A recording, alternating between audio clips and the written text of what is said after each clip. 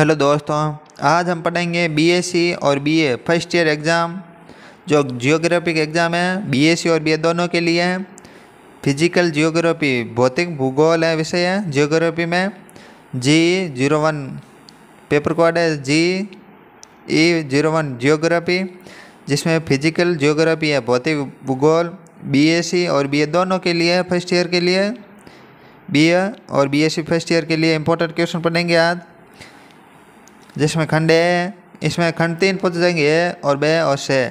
70 number का paper आएगा, 70 number का पेपर और 23 नंबर असाइनमेंट। 100 नंबर का होगा कुल मिलाकर पेपर, जिसमें 3 नंबर असाइनमेंट हो गए। 70 नंबर का पेपर होगा जिसमें 3 खंड होगा ए बे से। जिसमें पहला क्वेश्चन है निप का अर्थ है, निप का अर्थ है राष्ट्रीय संस्थागत रैंकिंग फ्रेमवर्क। यह भारत की एक सरकार की पहल है जिसका उद्देश्य उच्च शिक्षा संस्थानों का रैंक करना है। यह शिक्षा मंत्रालय द्वारा 2015 में शुरू की गई था। अगला है सीवेज के अनुसार पृथ्वी की आंतरिक संरचना को 3 मुख्य परतों में विभाजित किया गया: सियाल, सीमा और निफे। यह परतें रासायनिक संरचना के आधार पर अलग अलग है। सियाल है, यह पृथ्वी की सबसे ऊपरी परत है जो सिलिकॉन और एल्यूमिनियम से बनी है। इसे महाद्वीपीय भूपटलीय भी कहा जाता है।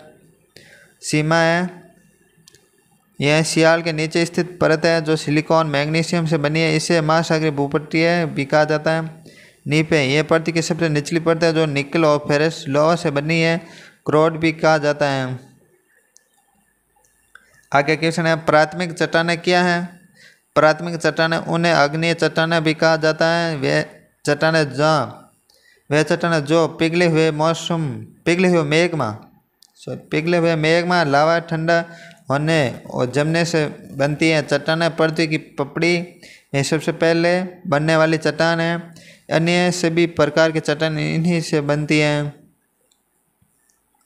अगला है कार्बोनेटीकरण को परिभाषित करिए। कार्बोनेटीकरण एक रासायनिक प्रक्रिया जिसमें कार्बन डाइऑक्साइड गैस तरल जैसे पानी में घुल जाती है, जिससे बुलबुले बनते हैं और तरल में विशिष्ट खट्टा स्वाद आता है। यह प्रक्रिया शीतल पेय, सोडा, कार्बोनेट पानी में जैसे उत्पादों में उपयोगी की जाती हैं।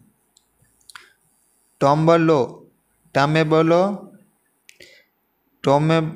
क्या है? टोमेबोलो ये भू आकृतिक है जो एक द्वीपीय को मुख्य भूमि और या किसी अन्य द्वीप से जोड़ती है। आमतौर पर एक संकीर्ण पट्टी और थूक के माध्यम से यह समुद्री तरंगों और धारा द्वारा लाए गए तलछट के जमाव से बनता है। टोमेबोलो के निर्माण की प्रक्रिया में तरंग एक द्वीपीय के पास पहुंचने में मुड़ जाती है, जिससे द्वीपीय पीछे एक शांत क्षेत्र बनाता है। तलछट इस शांत क्षेत्र में जमा हो जाती हैं, धीरे धीरे एक रिज बनाती हैं जो द्वीपीय और मुख्य भूमि से जोड़ती हैं। इस प्रकार टोमेबोलो एक प्रकार की शिफ्ट या बार है जो एक द्वीप से जुड़ा होता है। लवणता का अर्थ क्या है? परिभाषित। लवणता का अर्थ और निर्धारण क्या है? लवणता का अर्थ पानी में घुले हुए नमक की मात्रा, जिसे आमतौर पर प्रति 1000 ग्राम पर मौजूद नमक के ग्राम प्रति 1000 भागों में या % में मापा जाता है। यह निर्धारण जल के नमूनों का विश्लेषण कर विशिष्ट उपकरणों जैसे कि सैलिनोमीटर का उपयोग करके किया जाता है। अगला निरपेक्ष आर्द्रता क्या है? निरपेक्ष आर्द्रता हवा में मौजूद जल वाष्प की वास्तविक मात्रा है, जिसे आमतौर पर प्रति घन मीटर हवा में ग्राम में मापा जाता है। हवा के तापमान में संतुलन होती है। यह केवल हवा में मौजूद जल वाष्प की मात्रा पर निर्भर करती है। अगला खंड है बे। पृथ्वी और सौरमंडल की उत्पत्ति के कांट परिकल्पना का परीक्षण कीजिए। तो उत्तर एनिमल कांट का व्यवसाय राशि परिकल्पना पृथ्वी और सौरमंडल की उत्पत्ति के बारे में एक महत्वपूर्ण सिद्धांत है। इस परिकल्पना के अनुसार सौरमंडल की उत्पत्ति एक विशाल गैसीय पिंड से हुई थी, धीरे धीरे ठंडा होकर संकुचित होने लगा। इस प्रक्रिया में गैसीय पिंड के विभिन्न भाग अलग होकर ग्रह और अन्य खगोलीय पिंडों के रूप लिया है। कांट परिकल्पना का मुख्य बिंदु जिसमें गैसीय पिंड कांट के अनुसार सौरमंडल की उत्पत्ति के विशाल गैसीय पिंड से हुई है, जिसमें विभिन्न तत्व कण शामिल है। गुरुत्वाकर्षण बल, ये इस गैसीय पिंड के संकुचन के दौरान गुरुत्वाकर्षण बल के कारण ये पिंड चपटा और घूमने वाला हो गया। ग्रहों का निर्माण, जैसे ही गैसीय पिंड ठंडा होता उसमें विभिन्न भाग अलग होकर ग्रहों और अन्य खगोलीय पिंडों का रूप ले लिया। सौरमंडल में उत्पत्ति, कांट के परिकल्पना के अनुसार सौरमंडल की उत्पत्ति सूर्य और ग्रह के एक ही समय में हुई थी। कांट की परिकल्पना का महत्व, सौरमंडल की उत्पत्ति की व्याख्या, कांट की परिकल्पना सौरमंडल की उत्पत्ति की एक संभावित व्याख्या प्रदान करती है। ग्रहों का निर्माण प्रक्रिया, यह परिकल्पना से ग्रहों के निर्माण प्रक्रिया के बारे में जानकारी मिलती है। आधुनिक सिद्धांत के नींव, कांट परिकल्पना के आधुनिक सिद्धांत के नींव रखी है, जिन्होंने सौरमंडल की उत्पत्ति के बारे में हमारी समझ को विस्तार किया है। कांट परिकल्पना सीमाएं, कोणीय आवेग की स्थिरता, कांट परिकल्पना कोणीय आवेग की स्थिरता सिद्धांत की व्याख्या नहीं कर पाती। ग्रहों के आकार संरचना, इस परिकल्पना से ग्रहों के आकार और संरचना के बारे में स्पष्ट जानकारी नहीं मिलती है। वैगनर, अगले क्वेश्चन है, वैगनर की महाद्वीपीय प्रभाव सिद्धांत की व्याख्या कीजिए। वैगनर महाद्वीपीय प्रभाव सिद्धांत, अल्फ्रेड वैगनर ने 1912 में महाद्वीप प्रभाव सिद्धांत प्रस्तुत किया, जिसके अनुसार पृथ्वी की महाद्वीप एक समय में आपस में जुड़े हुए थे, बाद में टूटकर अलग अलग दिशा में प्रभावित हो गए। महाद्वीप प्रभाव सिद्धांत के मुख्य बिंदु, पेंजिया, वैगनर के अनुसार लगभग 23 करोड़ वर्ष पूर्व सभी महाद्वीप एक विशाल महाद्वीपीय पेंजे के रूप जुड़े होते हैं। महाद्वीपों का टूटना, पेंजे के टूटने के बाद महाद्वीप भी अलग अलग दिशा में प्रभावित होने लगे, वर्तमान स्थिति में पहुंच गए। महासागरों का निर्माण, महाद्वीपों के अलग होने नए महासागरों का निर्माण हुआ। महाद्वीप प्रभाव के सिद्धांत के परिणाम, महाद्वीपों के आकृति का मिलान, अफ्रीका और दक्षिण अमेरिका के तटों की आकृति आपस में मिलती हैं, जो उनके जुड़े होने के संकेत देती है। जीवाश्मों की समानता, विभिन्न महाद्वीपों पर पाए जाने वाले जीवाश्म एक जैसे हैं और जो उनके एक ही समय में जुड़ने वाले परिणाम देते हैं। पर्वत श्रृंखला की समानता, अंटार्कटिका महासागर के दोनों पर्वत श्रृंखला के समानता महाद्वीपों के जुड़े होने का संकेत देती है। महाद्वीपीय प्रभाव सिद्धांत का महत्व क्या है? तो महाद्वीपों के इतिहास के समझ, इस सिद्धांत की महाद्वीपों के इतिहास और उनकी वर्तमान स्थिति को समझने में मदद करती है। प्लेट टेक्टोनिक्स नींव, महाद्वीपीय प्रभाव सिद्धांत ने प्लेट टेक्टोनिक्स सिद्धांत की नींव रखी, जो पृथ्वी की सतह गतिविधियों को समझने के लिए महत्वपूर्ण है। महाद्वीप प्रभाव सिद्धांत सीमाएं, प्रभाव के कारण व्याख्या, वैगनर ने अपने सिद्धांत के महाद्वीपों के प्रभाव के कारण स्पष्ट व्याख्या नहीं कर पाया। प्रभाव के बल की पहचान, महाद्वीपों के प्रभाव के लिए आवश्यक बल की पहचान नहीं हो पाई। महाद्वीप प्रभाव सिद्धांत के भूविज्ञान के नए युग की शुरुआत और पृथ्वी की सतह की गतिविधियों को समझने में महत्वपूर्ण योगदान दिया। भूकंप क्या है? भूकंप की उत्पत्ति तरंगों विवेचना कीजिए। तो उत्तर भूकंप, पृथ्वी की सतह अचानक कंपन करते हैं।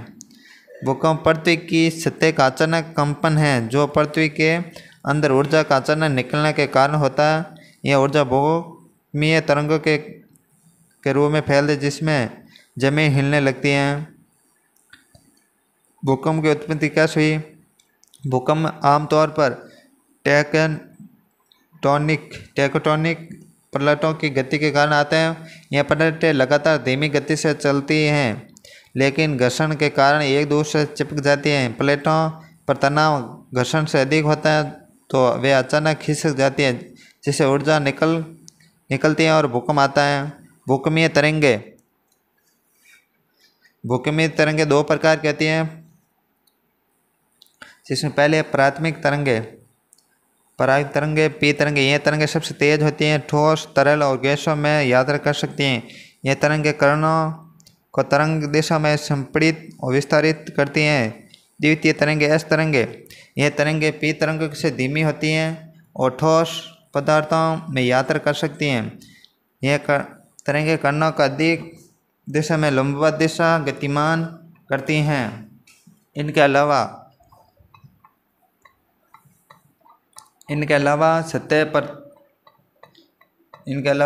पर चलने वाली सतही तरंगें होती हैं जो भूकंप के दौरान सबसे अधिक विनाशकारी होती हैं। तरंगें विभिन्न प्रकार की होती हैं जैसे कि लघु तरंगें और रेले तरंगें। अगला भूकंप के प्रभाव किया गया है।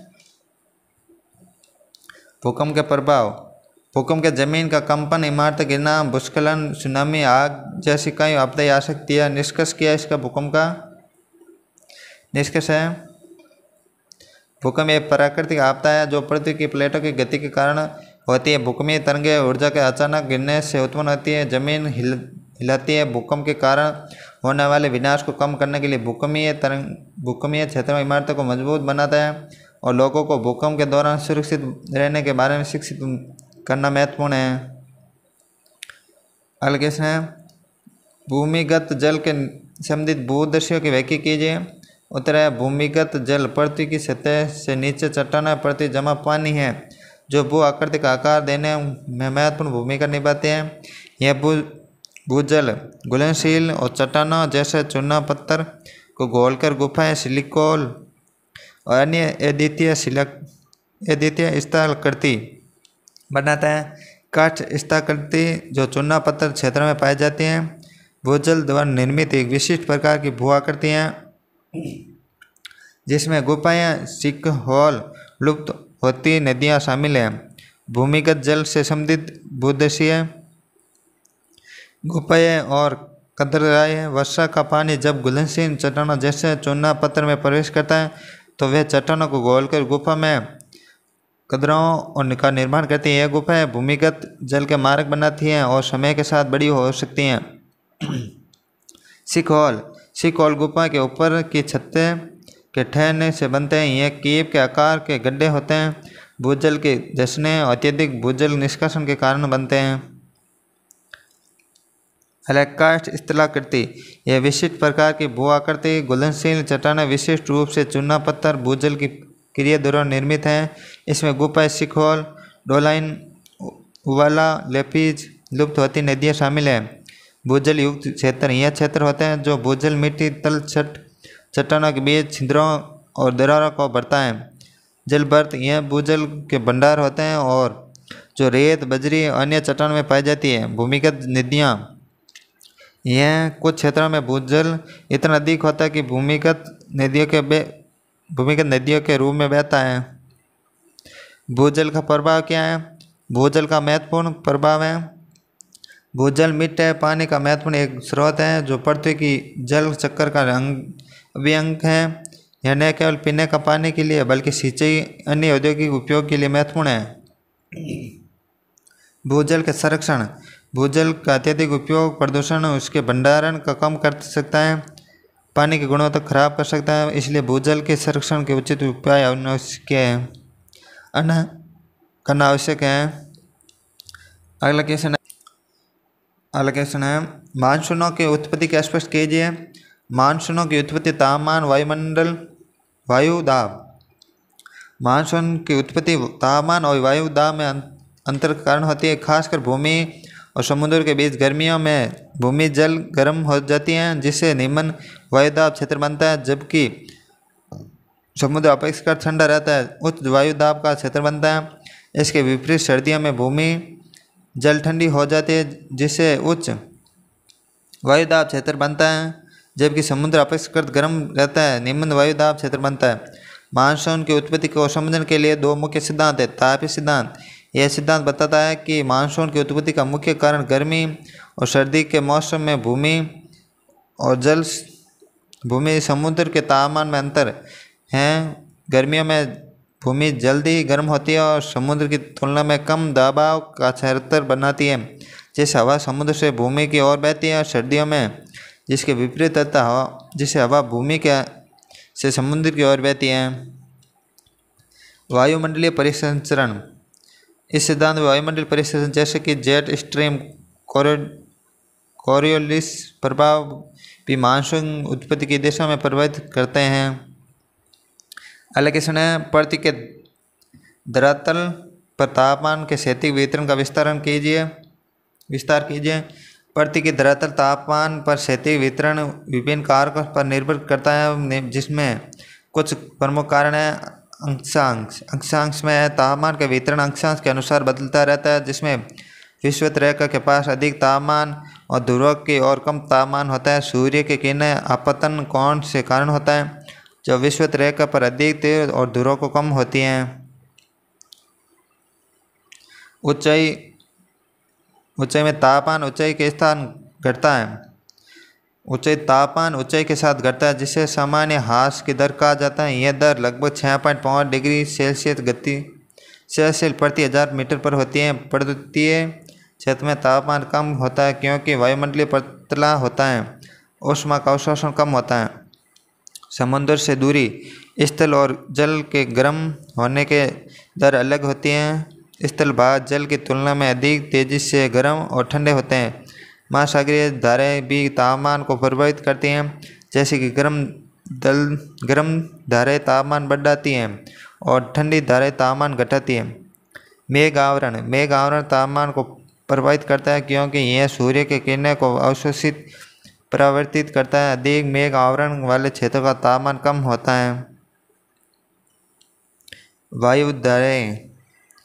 वायु धाराएं तापमान को अधिक प्रभावित करती है क्योंकि गर्म और ठंडी हवा को एक साथ दूसरे स्थान तक ले जाती है। तापमान के क्षैतिज वितरण को दर्शाने के लिए समताप रेखाओं का उपयोग किया जाता है, जो तापमान वाले स्थानों को जोड़ती हैं। जनवरी और जुलाई के महीने के तापमान के वितरण को देखते से हमें पता चलता है कि तापमान का वितरण ऋतुओं के अनुसार बदलता रहता है।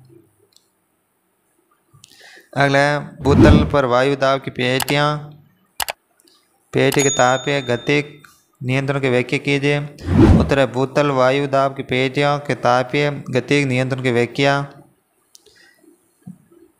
वायु दाब पेटी के चारों ओर विभिन्न वायुमंडलीय क्षेत्रों में दर्शाती है। पेटी तापीय और गतिक कारकों पर नियंत्रण करती है। तापीय नियंत्रण क्या है? सौर विकिरण सूर्य की ऊर्जा पृथ्वी की सतह को गर्म करती है, जिससे वायुमंडल का तापमान दबाव प्रभावित होता है। विषुवत रेखा के पास अधिक सौर विकिरण प्राप्त होता है, जिससे वहाँ वायुदाब कम होता है।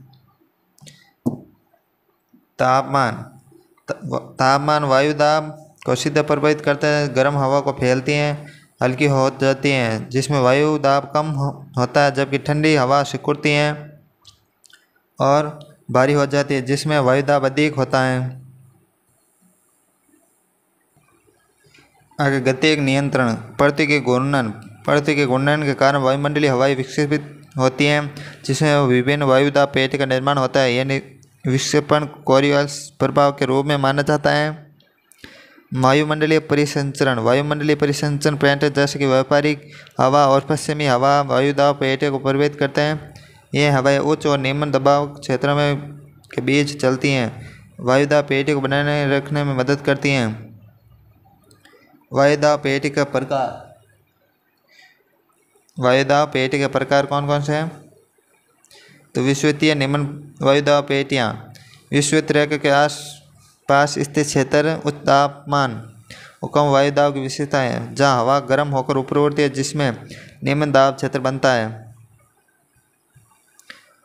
अवशोषण उच्च वायुदाब पेटी विषुवतीय निम्न वायुदाब पेटी ऊपर उठी हवा ठंडी होकर उन क्षेत्रों में जमा देती, जिसे उच्च वायुदाब बनता है। यह पेटी लगभग 30 डिग्री अक्षांश पर पाई जाती हैं। ध्रुवीय उच्च वायु पेटी ध्रुवीय क्षेत्र में ठंडी हवा के कारण उच्च वायुदाब होता है, जहाँ हवा ठंडी और भारी होती है, जिससे उच्च दाब क्षेत्र बनता है। उपध्रुवीय निम्न वायुदाब पेटी यह पेटी लगभग 60 अक्षांश पर पाई जाती है और निम्न वायुदाब होता है। यहाँ हवा गर्म होकर उड़ती है, जिसमें निम्न दाब क्षेत्र बनता है। इसका निष्कर्ष है वायुदाब पेटी का निर्माण उनकी विशेषता का तापीय गति कारक पर आधारित होता है और सौर विकिरण तापमान पृथ्वी का घूर्णन वायुमंडलीय परिसंचरण पर मुख्य नियंत्रण हैं, जो उन पेटियों का आकार देते हैं वायुमंडलीय दबाव वितरण को प्रभावित करते हैं। अगला खंड है और ये आगे बढ़ने से पहले एक बार हमारे यूट्यूब चैनल को सब्सक्राइब कर लें, बालाजी क्लासेस भी। और वीडियो अच्छा लगे लाइक कमेंट शेयर ज़रूर करें। और टेलीग्राम ग्रुप भी ज्वाइन कर लें। और वीएमओ कोटा समझी न्यूज़ के लिए टेलीग्राम ग्रुप ज्वाइन करके रखें। और सभी क्लास की प्लेलिस्ट बनी हुई है, एक बार सभी क्लास ज़रूर देखें। अगला क्वेश्चन है, कोपेन के जलवायु का वर्गीकरण को समझाइए। कोपेन का जलवायु वर्गीकरण व्लादिमीर कोपेन ने 1918 में जलवायु वर्गीकरण का एक प्रणाली प्रस्तुत की जो तापमान और ऊर्जा के पैटर्न पर आधारित है। यह प्रणाली विश्व भर में व्यापक रूप से उपयोग की जाती है। जलवायु विभिन्न श्रेणी में विभाजित करती है। कोपेन वर्गीकरण का मुख्य तत्व है अक्षर संकेतन। कोपेन के जलवायु प्रकार को दर्शाने के लिए अक्षरों का उपयोग किया जाता है। प्रत्येक अक्षर विशिष्ट जलवायु को विशेषता दर्शाते हैं। जलवायु के प्रकार में उष्णकटिबंधीय जलवायु, एक नंबर AF उष्णकटिबंधीय वर्षावन जलवायु, उच्च तापमान और उच्च वर्षा है AW। उष्णकटिबंधीय सवाना जलवायु, उच्च तापमान और शुष्क मौसम, शुष्क जलवायु BWH। उष्णकटिबंधीय मरुस्थलीय जलवायु, अत्यधिक शुष्क और गर्म BWK। उष्ण मरुस्थलीय जलवायु, शुष्क और ठंडा BASH। उष्णकटिबंधीय स्टेपी जलवायु और शुष्क और गर्म कुछ वर्षों BSK। शीतोष्ण स्टेपी जलवायु और शुष्क और ठंडा वर्षा शीतोष्ण जलवायु CFA। आदर्श उष्णकटिबंधीय जलवायु, गर्म और ग्रीष्म और ठंडे शीत।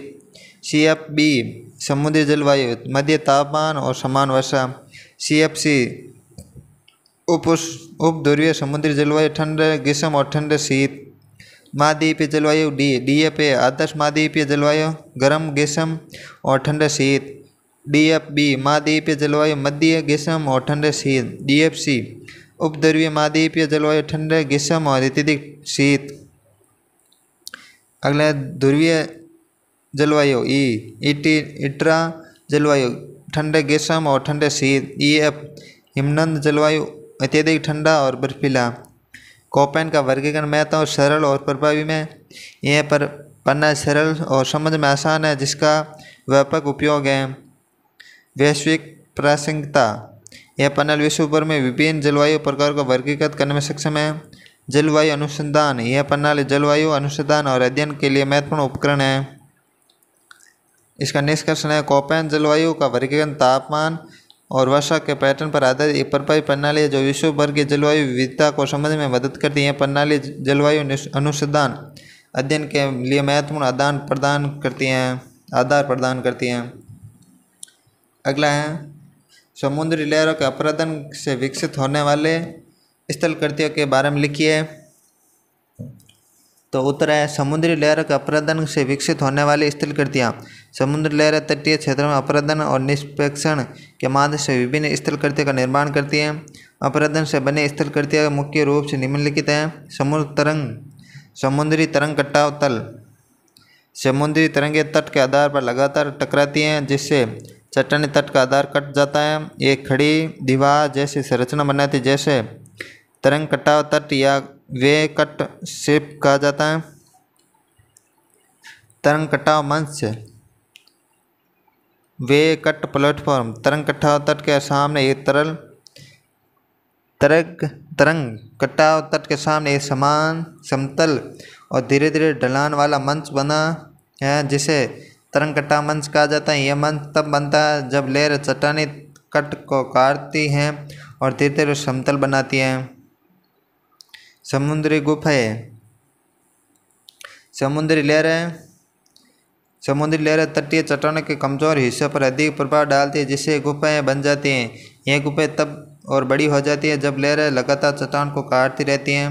समुद्री पुल, जब समुद्री गुफाएं दोनों ओर से कटकर एक पुल जैसी संरचना बनाती है और जिसे समुद्री पुल या सी रिच कहा जाता है। रिच यह तब बनता है जब गुफा के छत का एक हिस्सा टूटकर नीचे गिर जाता है।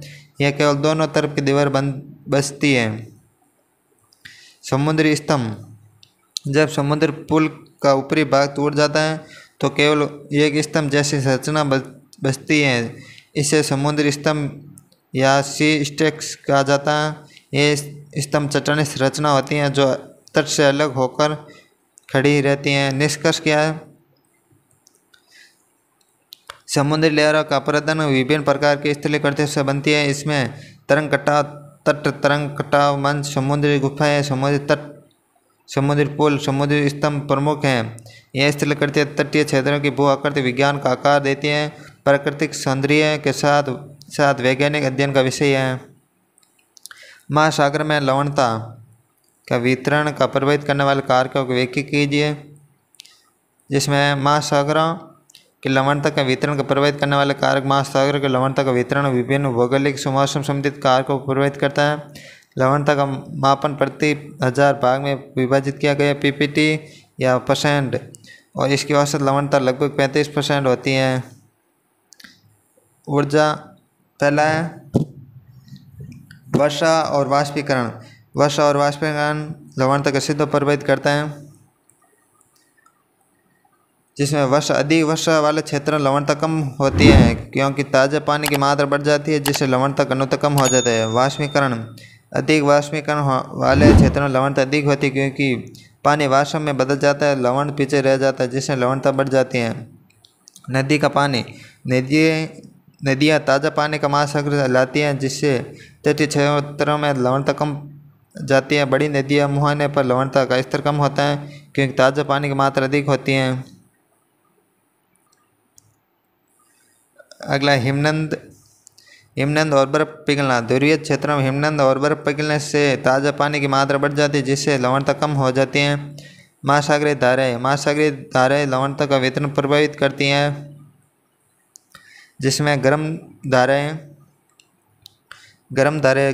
उच्च लवणता वाले क्षेत्रों से निम्न लवणता वाले क्षेत्रों में पानी लाती हैं, जिससे लवणता वितरण बदलता है। ठंडी धाराएं निम्न लवणता वाले क्षेत्रों में उच्च लवणता वाले क्षेत्रों में पानी लाती हैं, जिससे लवणता वितरण बदलता रहता है। अक्षय भिन्नता। अक्षांश के लवणता का भिन्नता आती है। विषुवतीय क्षेत्रों में अधिक वर्षा होती है, जिससे लवणता कम होती है। उष्णकटिबंधीय क्षेत्रों में अधिक वर्षा वाष्पीकरण होते हैं, जिससे लवणता अधिक होती है। इसका निष्कर्ष है महासागर में लवणता का वितरण विभिन्न कारकों जैसे वाष्पीकरण, नदी का पानी, हिमनद, बर्फ का पिघलना, महासागरीय धाराएं, अक्षांश भिन्नता से प्रभावित होता है। इन कारकों के संयोजन महासागर का लवणता का वितरण भिन्न होता है, जो समुद्र जीवन के जलवायु को प्रभावित करता है। अगला ज्वालामुखी के कारण प्रकारों और विश्व वितरण का विवेचन कीजिए। तो ज्वालामुखी के कारण प्रकार, विश्व वितरण। ज्वालामुखी विभिन्न की सतह एक उद्घाटन जिसमें पिघले हुए चट्टानों, मैग्मा, गैस और राख का उद्गार होता है। ज्वालामुखी के कारण प्रकार के विश्व वितरण को समझने से हमें पृथ्वी के आंतरिक गतिविधि को भूगर्भिक प्रक्रिया के बारे में जानकारी मिलती है। ज्वालामुखी के कारण प्लेट वर्तनिक। ज्वालामुखी का मुख्य कारण प्लेट वर्तनिक या पृथ्वी की प्लेटें लगातार गति में रहती हैं और जब प्लेटें आपस में टकराती है अलग हो जाती। मैग्मा की सतह का आकार का ज्वालामुखी निर्माण करते हैं। मैग्मा पृथ्वी के आंतरिक भाग में पिघलती हुई चट्टान का मिश्रण है। जब मैग्मा सतह पर आता है तो यह लावा के रूप में निकलता है और ठंडा होकर ज्वालामुखी चट्टान का निर्माण करता है। और आगे बढ़ने से पहले एक बार हमारे यूट्यूब चैनल बायोलॉजिकल एसएसबी को सब्सक्राइब कर लें। वीडियो अच्छा लगे लाइक कमेंट शेयर जरूर करें और टेलीग्राम ग्रुप भी ज्वाइन कर लें, जिससे वीएमओ कोटा संबंधित एग्जाम के संबंधित नोटिफिकेशन वहाँ पर मिलता रहेगा। ज्वालामुखी के प्रकार। सक्रिय ज्वालामुखी वे होते हैं जो हाल ही के इतिहास में फट चुके हैं और भविष्य में फटने की संभावना है। उदाहरण Mount Saint Helens America, Mount Etna Italy. निष्क्रिय ज्वालामुखी वे होते हैं जो लंबे समय नहीं फटते हैं लेकिन भविष्य में फटने की संभावना रहती है। उदाहरण माउंट वेसुवियल इटली। यह प्रक्रिया ज्वालामुखी वे होते हैं जो कभी फटे नहीं और भविष्य में फटने की संभावना नहीं। उदाहरण जैसे कुछ प्राचीन ज्वालामुखी वे अभी ठंडे और निष्क्रिय हो चुके हैं। ज्वालामुखी का विश्व वितरण। परिधि प्रशांत मेखला, यह क्षेत्र ज्वालामुखी के लिए सबसे प्रसिद्ध है। इस रिंग ऑफ फायर भी कहा जाता है। यहाँ प्रशांत प्लेट के किनारे पर कई ज्वालामुखी स्थित है, जैसे जापान, फिलीपींस, इंडोनेशिया और दक्षिण अमेरिका के पश्चिमी तट हैं। मध्य महाद्वीपीय क्षेत्र, यह क्षेत्र यूरोप और एशिया के कुछ हिस्सों में फैला हुआ है, जहाँ ज्वालामुखी गतिविधि पाई जाती है, जैसे माउंट वेसुवियस और माउंट एटना। अफ्रीका दरार घाटी, अफ्रीका दरार घाटी में ज्वालामुखी पाई जाती हैं, जैसे कि माउंट किलिमंजारो और माउंट नियांगो। अगला निष्कर्ष है। निष्कर्ष में ज्वालामुखी प्रति की आंतरिक गतिविधि का एक महत्वपूर्ण हिस्सा है और इनका अध्ययन भूगर्भिक प्रक्रिया को समझने में मदद कर ज्वालामुखी के कारण, प्रकार और विश्व के वितरण को जानने में हमें प्रति की प्लेट वितरण और ज्वालामुखी गतिविधि के बारे में जानकारी मिलती है। और ऐसी वीडियो देखने के लिए हमारे यूट्यूब चैनल को सब्सक्राइब कर लें। यह थी जियोग्राफी की क्लास GE01 की। और ऐसे ही वीडियो देखने के वीडियो को लाइक, कमेंट, शेयर जरूर करें और हमारा टेलीग्राम ग्रुप भी ज्वाइन कर लें और बालाजी क्लासेस यूट्यूब चैनल को भी ज्वाइन कर लें।